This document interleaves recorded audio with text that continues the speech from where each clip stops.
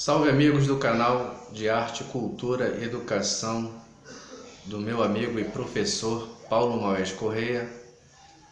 Inscrevam-se, compartilhem, comentem e deixem seu like para sempre ter conteúdos atualizados e lives no canal no YouTube. Pois bem, hoje vamos contar mais uma história aqui sobrenatural acontecida no ano de 1970. Essa história eu escutei quando eu tinha por volta de 14 anos. História essa que um amigo do meu pai, chamado Benerval, em uma visita em casa, compartilhou com meu pai essa história, e ela ficou registrada, né, na minha memória pelo fato de ser uma história sobrenatural acontecida em um acidente aéreo na Baía do Guajará, envolvendo um avião da Paraense Transportes Aéreo, a qual eu passo agora a compartilhar com vocês, tá? O ano, como eu falei, era 1970. O avião da Transporte Aéreo Paraense, conhecido como Irondelli, decolou no dia 13 de março de 1970 do Aeroporto Internacional de Recife, tendo conexão com Fortaleza, Parnaíba, São Luís, e finalizando o seu pouso no Aeroporto Internacional de Valdecães. Pois bem, o Irondelli, no dia 14 de março, às 5h30 da manhã, com um tempo muito de difícil visualização, né, devido ao inverno paraense, se aproximava aos redores do Aeroporto Internacional de Valdecães. O seu piloto fez contato com a torre de Belém e foi dada autorização para o seu pouso na pista de número 6 do Aeroporto Internacional de Belém, Valdecães. E devido à baixa visibilidade, né, na ocasião em que o Irondelli se aproximava da pista de pouso, o seu piloto ficou com dificuldades, né, para visualizar a pista, pois ele estava abaixo do teto da segurança, como se fala no jargão da aviação, né? É como se fosse esse exemplo aqui. O avião tem aqui em cima no seu teto de segurança, né? E o Irondelli, no momento em que ele foi fazer o pouso, ele já tinha perdido esse teto de segurança. Ele estava abaixo do teto de segurança. E por ocasião disso, a sua asa direita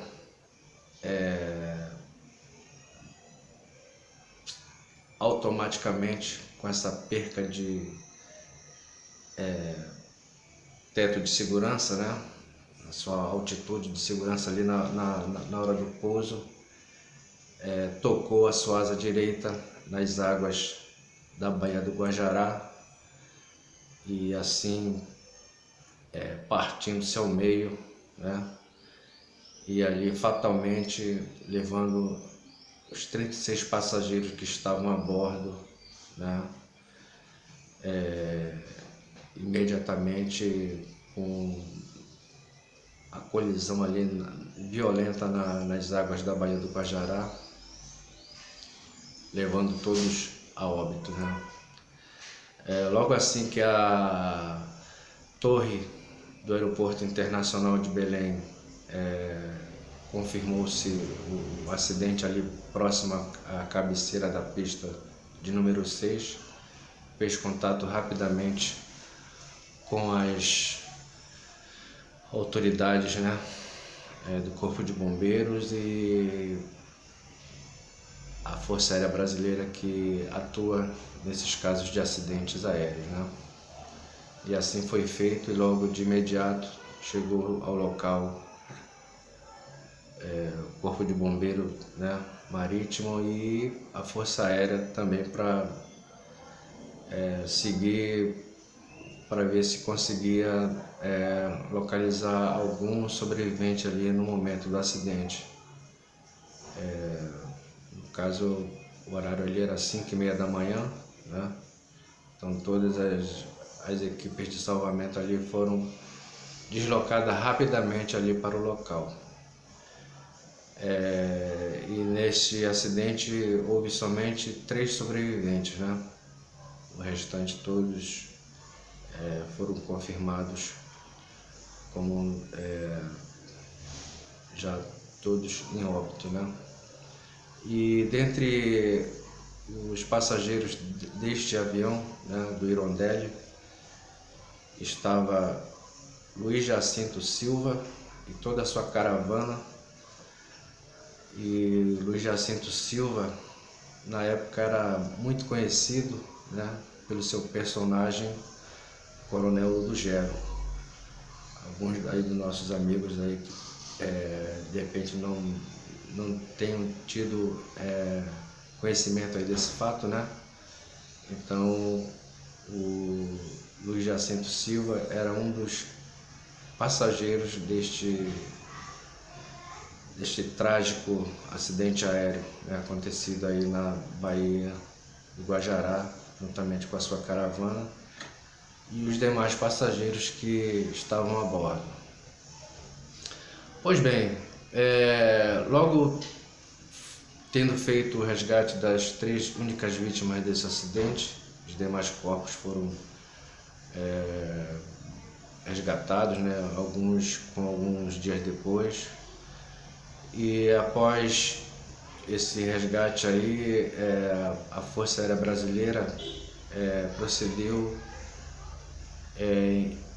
em tentar recolher as partes do avião que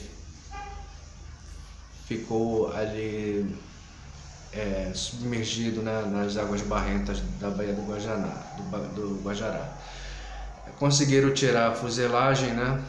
A fuselagem como se conhece ali, a cabine do piloto, um pouquinho até o meio, né, da fuselagem do avião.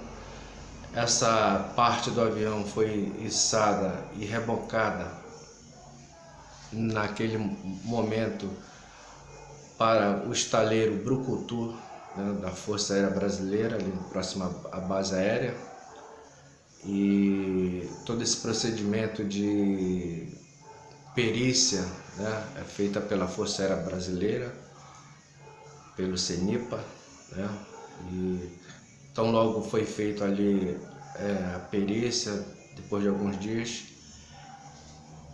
essa fuselagem foi deixada ali próximo ao estaleiro Brucutu, né, ficou próximo ao trapiche. E aí é que entra a história sobrenatural, né, desta fuselagem que foi deixada ali por algum tempo, próximo ali ao trapiche, né? E foi quando o nosso amigo que frequentava lá nossa casa, Benerval, militar da Força Aérea Brasileira, era mecânico de aviões ali da Força Aérea Brasileira, então ele servia ali na base aérea. E como eu falei, numa tarde, ele conversando com meu pai a respeito de acidentes de avião, comentou sobre essa tragédia desse acidente ali na Baía do Guajará, né? E o qual também participou, né, lá do resgate. E comentou ele, né, nesse dia, relatando a história lá dessa fuselagem desse avião que deixaram lá próximo ao Trapiche, no estaleiro, que ali havia um posto, né? Um posto de observação militar, e alguns militares que ali tiravam serviço, né, naquela guarita ali próximo, observavam principalmente à noite gritos, né, vindo ali da cabine, da fuselagem. Ficava um pouquinho distante esse posto, mas porém havia-se a visualização dessa cabine de onde supostamente os militares tiravam serviço. Então ali alguns militares escutavam gritos, né, de socorro, outros visualizavam a cabine, né, a cabine da fuselagem do avião acendendo e apagando-se, né? Acendendo e apagando-se. Principalmente esses fatos sobrenaturais aconteciam à noite, né? E alguns militares ficavam muito sobressaltados quando eram escalados para tirar um serviço ali naquele posto. Porém, um certo dia, o Benerval, né, militar da Força Aérea Brasileira, era cabo, né, naquela época, foi escalado para uma missão ribeirinha na localidade de Cametá, né? Ele tinha sido escalado para fazer uma operação ribeirinha com um horário previsto para 5h30 estar ali próximo do Trapiche, que ali iria pousar um Catalina, né? Catalina, para quem não sabe, era o avião que fazia essas operações ribeirinhas na época. E também conhecido como Pata-Choca, né? Por ele ter a versatilidade de pousar em superfícies fluviais, né? Ou seja, ele pousava e decolava em qualquer parte ali de rio e praias, né? Por isso que ele tinha essa propriedade de fazer essas missões ribeirinhas. E aí o Benerval foi convocado para essa missão nesse dia. Então pernoitou no quartel, porque às 5h30 da manhã, mais tardar, o Catalina ia estar pousando ali no Trapiche do estaleiro Brucutu, para que ele fosse também transportado para essa missão. E assim foi feito, né? O Benerval pernoitou no quartel, e quando foi próximo ali de 5h30, ele se arrumou e começou a se deslocar lá para o Trapiche, ao qual o horário de 5h30 o Catalina iria pousar ali próximo ao Trapiche.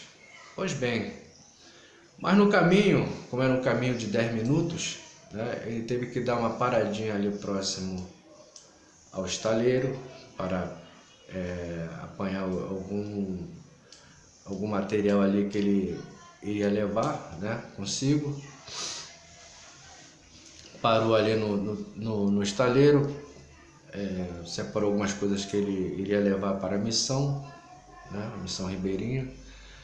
E num certo momento em que ele está ali abaixado, se municiando do seu material, ele sentiu um vulto passando nas suas costas. Teve essa nítida impressão que alguém passou naquele momento ali, e que era alguma coisa sobrenatural, pois ele se arrepiou todinho, né? Ele teve um calafrio ali naquela hora em que supostamente aquele vulto passou pelas suas costas, né? Estava de costa, municiando a sua bolsa com o material que ele iria levar para a missão. E ficou parado algum instante, ficou parado ali observando para ver se via alguma coisa, né? Mas não vendo nada, se abaixou novamente e começou a preparar sua bolsa. Olhou para o relógio, já era 5h40, o Catalina atrasou um pouco e fechou o seu material, a sua bolsa, e esse estaleiro tinha uma escada que descia para o trapiche, né? Desceu o trapiche e no seu deslocamento até o final do trapiche, tava aquela chuvazinha bem fininha, né? Aquela garoa bem fina, e estava com uma capa, né? Devido à chuvazinha que caía, fininha. E observou que lá no final do trapiche havia uma pessoa em pé. E detalhe, com uma mala ao lado, né? Parou na metade do trapiche, olhou, pois ali só quem acessava ali o trapiche, ali próximo ao estaleiro, né? Era só os militares que estavam sempre convocados ou escalados para alguma missão, como o Bernerval estava naquele dia. E ficou intrigado, né? Porém também ficou sem entender o fato daquela pessoa estar ali no final do trapiche, né? Em pé e com uma mala ao lado. E aí, como o Bernerval tinha que prosseguir, né? Começou a andar em direção ao final do trapiche, né? Onde ele supostamente estava vendo aquela pessoa. Começou a andar, e mais à frente, incrédulo no que via à sua frente, ao mesmo tempo que ele viu aquela pessoa parado ali com a mala ao seu lado, né, como que se aguardando também o Catalina, né, que ele estava para chegar. Aquela pessoa simplesmente sumiu às suas vistas. Bernerval ficou naquele momento simplesmente incrédulo no que via, e subiu um frio pelo seu corpo, e como se que congelasse o seu corpo. Bernerval ficou estático e parado ali, observando que aquela pessoa que naquele momento ele via já não era mais uma pessoa, e sim um fantasma, pois sumiu na sua frente rapidamente. E aí, estático e parado ali, Bernerval ficou por alguns segundos, né, tomado pelo aquele calafrio que correu pelo seu corpo e o congelou. Voltando a si, né, lembrou do que alguns militares ali que tiravam serviço ali próximo do trapiche e comentavam sempre que ouviam algumas coisas sobrenaturais ali. Olhou para trás e deu uma olhada para a fuselagem do avião que ali estava, né?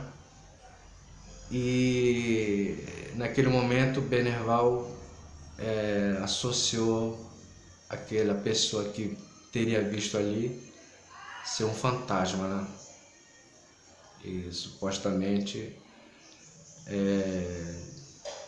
assim, de alguma vítima trágica daquele acidente, né, do Irondelli, pois aquela fuselagem ali nada mais era do que a fuselagem do avião acidentado na Baía do Guajará, o Irondelli, né?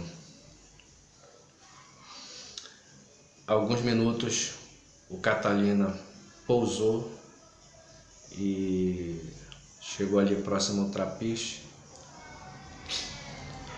Bernerval embarcou na aeronave e ainda meio que atormentado por aquela visão, comentou com os 4 tripulantes que ali estavam, né, na aeronave, no Catalina, do que tinha visto. Alguns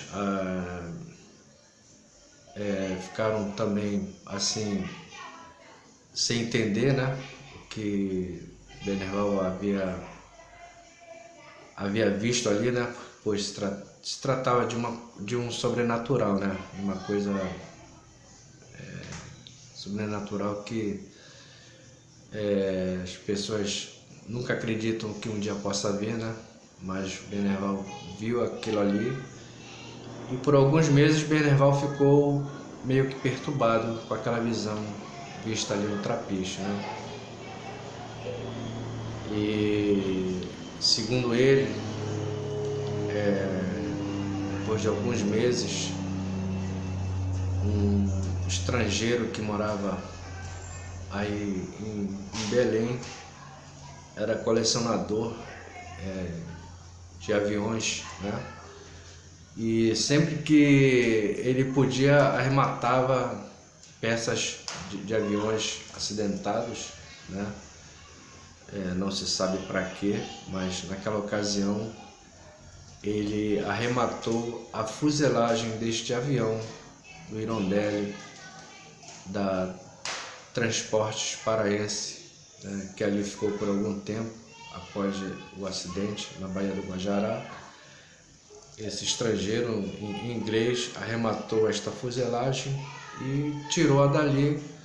Não se sabe para qual sentido ou significado, né? Mas ele arrematou aquela fuselagem macabra daquele avião que ali ficou por algum tempo e que com certeza ali habitava, vamos colocar assim, né, fantasmas das pessoas que ali se acidentaram e perderam a vida nesse trágico acidente, e também levou o comediante Luiz Jacinto Silva, mais conhecido na época como Coronel Ludogero. Este voo era o 903 e na época foi um acidente muito que teve uma conotação muito grande, né, por ter esse grande comediante aí da época que era muito conhecido e já fazia muito sucesso, né, e que infelizmente com a sua caravana vinha fazer uma apresentação em Belém e teve seu fim trágico, né, na Baía do Guajará. Pois bem, gente, essa aí foi uma história sobrenatural, né, acontecida no ano de 70 com este avião. Se alguns aí dos nossos queridos amigos não tinham conhecimento aí deste fato, essa aí foi mais uma história contada, e eu ouvi essa história aí quando esse nosso amigo aí foi em casa e comentou sobre esse acidente. Então, mais uma história aí compartilhada com todos. Quero deixar aqui sempre o meu apreço, respeito e sempre o carinho por este canal de arte, cultura e educação do nosso querido amigo e professor Paulo Moés Correia, e a todos os nossos amigos do nosso canal familiar, meu sincero carinho e respeito, e desejando a todos aí um fraterno abraço, sempre meu carinho, tá bom? Fraterno abraço, gente, até a próxima.